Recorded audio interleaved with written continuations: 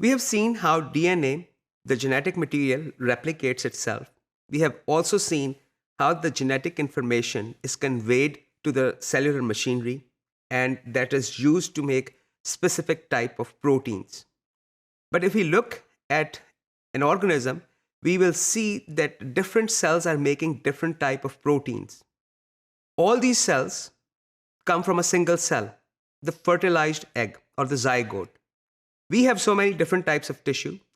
Our heart cells, our liver cells, nerve cells, blood cells, they all are different. They have different proteins in them and they have different functions. However, the genetic information in all these cells is the same, is identical, but they're functioning differently. So cells are doing something to regulate, to determine or choose which proteins they are going to make and which they are not going to make. So let's see how cells are able to do that. First of all, let's categorize genes, just rough categories.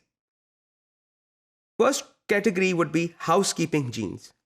These genes are expressed in all cells at all the time, and they are generally responsible for routine metabolic function.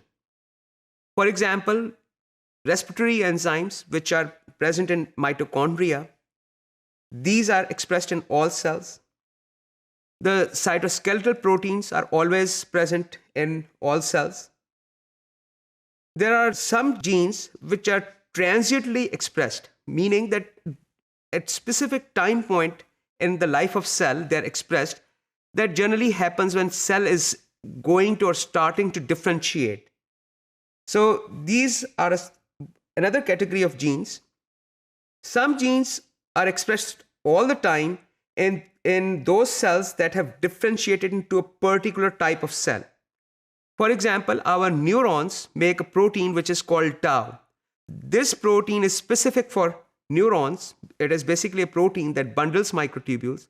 It will not be found in all the cells. It is found specifically in neurons. Some proteins are expressed, some genes are expressed when it is required that these cells make that particular protein. And this is one of the type of genes that we will be most interested in. But however, there are mechanisms which allow organisms to regulate what type of proteins are present in a cell. Some of the strategies, other than blocking the transcription or making the RNA from DNA, include hydrolyzing. After the messenger RNA has been made, it can be hydrolyzed. It can be prevented from becoming translated and forming a protein. If the protein has been formed, the protein can be hydrolyzed. Thereby, if the protein is not there, it will not be able to give that specific function to the cell. Or if the protein has been made, it can be made inactive or it can be degraded. There are specific structures in the cell that are responsible for degrading cells. Most of the proteins our cells make actually are degraded, or the proteins that have become damaged, and they can cause further damage by interacting inappropriately with other proteins or other cell molecules. These proteins are degraded. So how do these organelles, proteosomes, which degrade proteins, know which protein to degrade and not to degrade? There are proteins, there are other machinery, cellular machinery, that is sensing the functionality of the protein. Any protein that is not required or is damaged can be added a little tag. It is a small molecule called ubiquitin.